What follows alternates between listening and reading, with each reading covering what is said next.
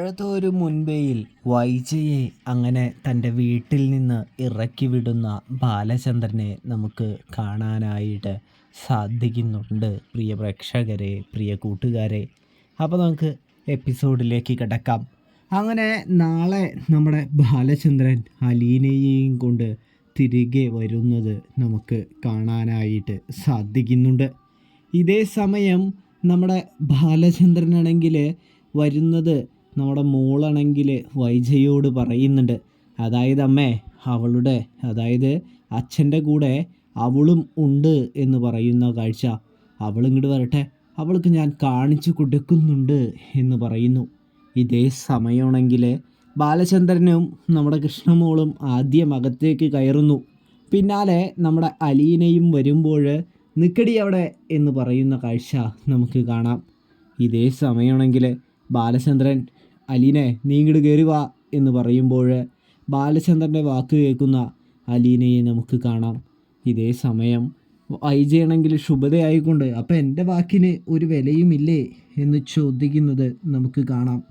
അപ്പോൾ ബാലചന്ദ്രൻ പറയുന്നുണ്ട്, നിനക്കിനി അലീനയുടെ കാര്യത്തിൽ ഇടപെടാനായിട്ട് യാതൊരു കടമയോ ചുമതലയോ ഇല്ല.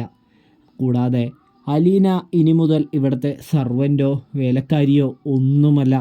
അലീന എൻ്റെ മകളാണ്. എൻ്റെ മക്കൾക്കുള്ള അതേ സ്ഥാനം തന്നെ ഈ വീട്ടിൽ അലീനയ്ക്കുമുണ്ട് എന്ന് പറയുന്ന നമ്മുടെ ബാലചന്ദ്രനെ നമുക്ക് കാണാം. അതേ സമയം വൈജ പറയുന്നുണ്ട്, ഇത് ഞാൻ സമ്മതിക്കില്ല, എനിക്കിതിന് സമ്മതമല്ല എന്ന് പറയുമ്പോൾ ഇതെൻ്റെ വീടാ, നിന്നെ ബോധിപ്പിക്കേണ്ട കാര്യമൊന്നുമില്ല. ഇത് കടപ്പാട്ടൂർ വീടാണ്, ഇത് എൻ്റെ പേരിലുള്ള വീടാണ്, അല്ലാതെ കൊല്ലപ്പള്ളിയിലെ നിൻ്റെ വീടല്ല.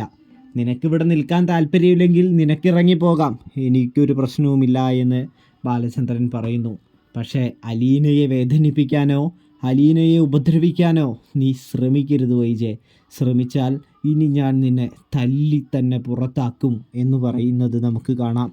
കൂടാതെ കൃഷ്ണമോളാണെങ്കിൽ വൈജയുടെ അടുത്ത് ചെന്നിട്ട് പറയുന്നുണ്ട്, അമ്മ അച്ഛനുമായിട്ട് മത്സരത്തിന് പോവാതിരിക്കുന്നതായിരിക്കും ഏറ്റവും നല്ലത്.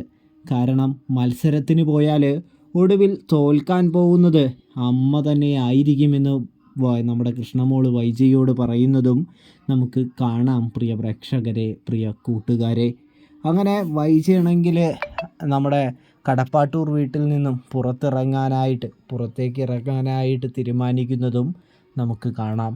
അപ്പോൾ റിവ്യൂ ഇഷ്ടപ്പെട്ട ചാനൽ മറക്കാതെ സബ്സ്ക്രൈബ് ചെയ്ത് സപ്പോർട്ട് ചെയ്യാനായിട്ട് പ്രത്യേകം ശ്രദ്ധിക്കണേ. പ്രിയ പ്രേക്ഷകരെ, കൂട്ടുകാരെ, നിങ്ങളുടെ അഭിപ്രായം കമൻറ്റ് ബോക്സിൽ അറിയിക്കാം. ഫുൾ എപ്പിസോഡ് ചെയ്യണമെങ്കിൽ ചെയ്യാട്ടോ. അപ്പോൾ നിങ്ങൾ അറിയിക്കാനായിട്ട് ശ്രദ്ധിക്കുക.